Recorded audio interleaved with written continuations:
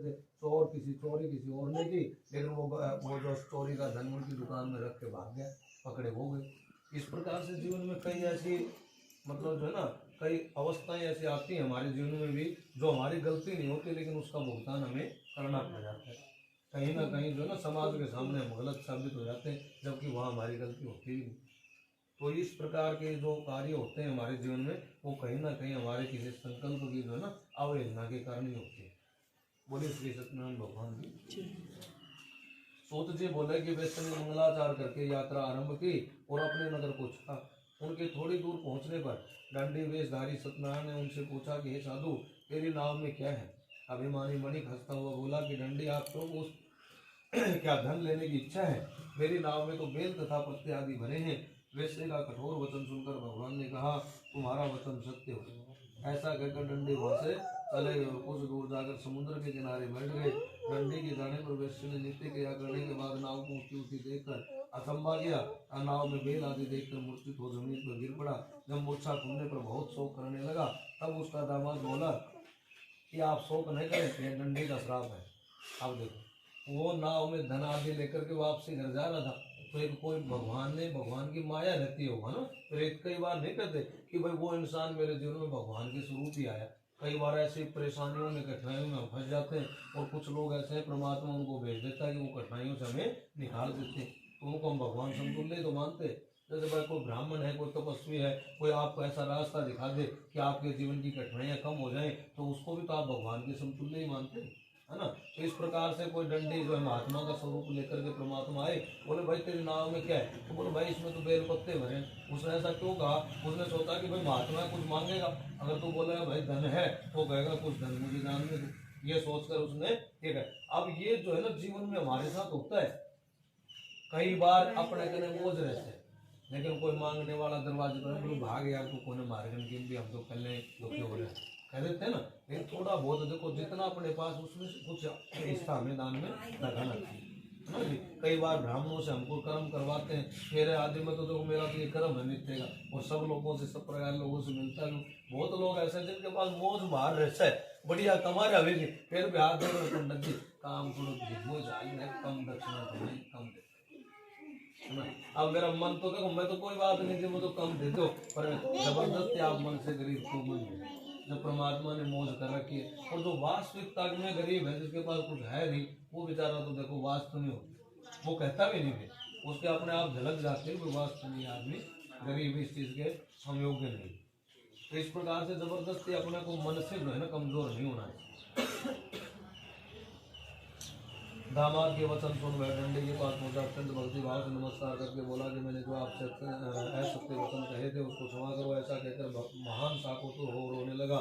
तब डंडी भगवान बोले कि ये वाणी पुत्र, मेरी आज्ञा से बार बार तुम्हें दुख प्राप्त हुआ है, तू मेरी पूजा से विमुख हुआ है। साधु बोला कि हे भगवान, आपकी माया से मोहित ब्रह्मा आदि भी आपके रूप को नहीं जानते, तब मैं अज्ञानी कैसे जान सकता हूँ? आप प्रसन्न होइए, मैं सामर्थ्य के अनुसार आपकी पूजा करूंगा, मेरी रक्षा करो और पहले के सम्मान नौका में धन भर दो।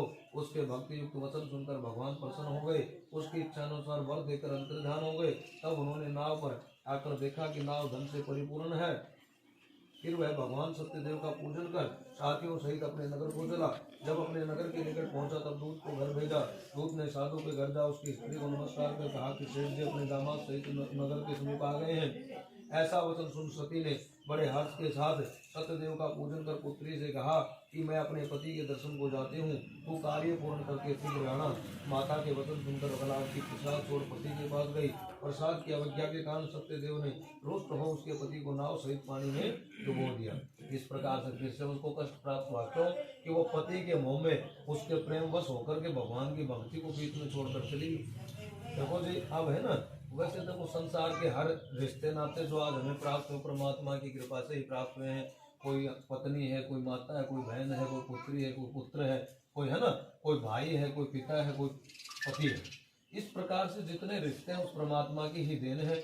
और ये भी सत्य है कि बड़ी कर्तव्य और सत्यता के साथ हमें उन रिश्तों को निभाना भी चाहिए। लेकिन सबसे सत्य, सबसे बड़ा सत्य जो है वो ये है कि उस परमात्मा से ही सच्चा रिश्ता हमारा है, बाकी संसार के सारे रिश्ते झूठे हैं।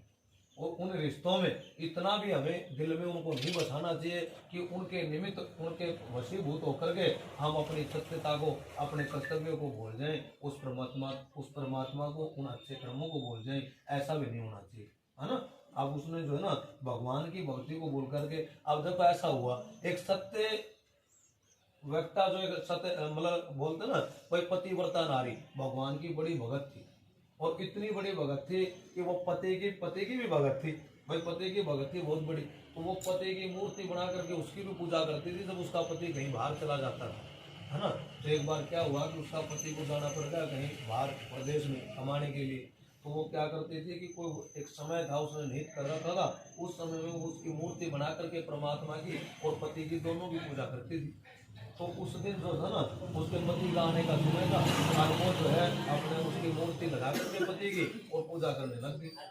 अब जो पतिव्रता नारी का क्या था कि भाई वो ये समझती थी कि भाई बीच में मुझे पूजा को नहीं छोड़ना, यदि पूजा छूट गई तो पति को जो है उसका भंग हो गया, ये मानती थी। उधर जो है उसका पति दरवाजे पे आ गया। अब दरवाजे पे आकर के उसने आवाज लगाई, तो अब वो क्या करे, अब वो तो पूजा में बैठी थी, अब उसकी पूजा कर रही। तो अब उसने परमात्मा से कहा कि परमात्मा भगवान आप बताओ, आप मैंने इतने वर्षों से तपस्या की, मेरी तपस्या कभी भंग नहीं हुई, यानी टूटा नहीं, बीच में से मुझे उठना भी नहीं पड़ा। अब आप मुझे संदेश दो कि मुझे उठना चाहिए पहले दरबार, क्योंकि दरवाजा नहीं खोलूंगी तो वो भी परेशान होगा, वो भी है धर्म है भाई, धर्म को बाहर खड़ा इंतजार करेगा तो वो भी है धर्म, पाप लगेगा मुझे, और यहाँ बीच में पूजा को छोड़ती हूँ तो भी पाप लगेगा। अब मैं जो है ना दुविधा में फंस गई, आप ही मुझे रास्ता दिखाइए। तो परमात्मा ने कहा जब तेरा असली पति आ गया तो मूर्ति की क्या जरूरत है, भाई इसको छोड़ दो, और असली को उसको कष्ट देगी तो फिर असली को तो मतलब कहने का अर्थ ये है कि असली पति वो परमात्मा है, अर्थात उसको हमें नहीं भूलना चाहिए, असली पति वो है हमारा।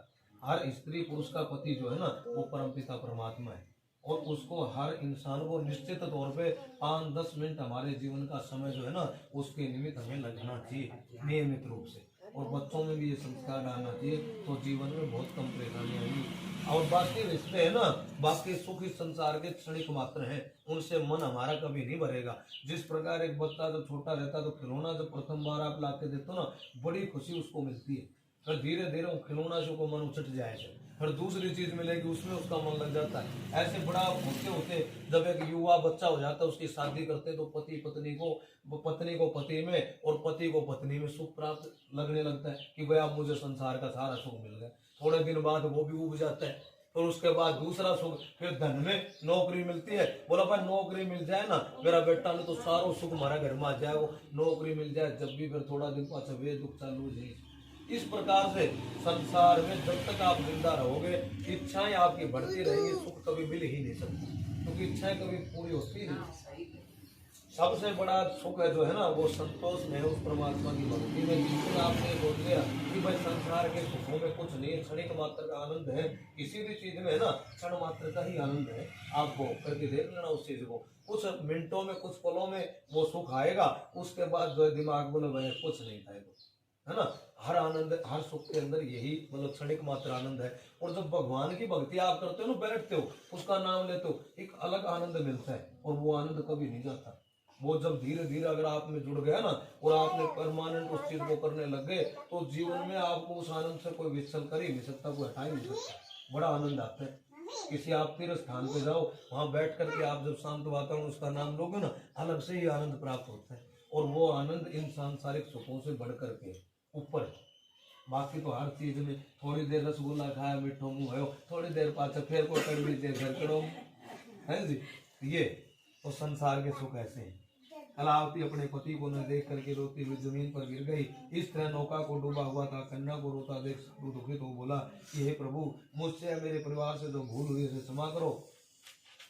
उसके दीन वचन सुनकर के सत्यदेव प्रसन्न हो गए और आकाशवाणी हुई कि साधु तेरी कन्या मेरे प्रसाद को छोड़ करके आई है, इसलिए इसका पति अदृश्य हुआ है। यदि वह घर जाकर प्रसाद खाकर लौटे तो इसे पति अवश्य मिलेगा। आकाशवाणी से ऐसा सुनकर कलावती ने घर पहुंचकर प्रसाद खाया, फिर उसने आकर अपने पति के दर्शन किए। तब वैसे परिवार के सब लोग प्रसन्न हुए और फिर साधु ने बंधुओं सहित सत्यदेव का विधिपूर्वक पूजन किया। उस दिन से हर पूर्णिमा व संक्रांति को सत्यनारायण का पूजन करने लगा। व्रत के प्रभाव से आयु पर्यंत इस लोक का सुख भोग करके अंत में वह स्वर्ग को चला गया। बोले श्री सत्यनारायण भगवान की।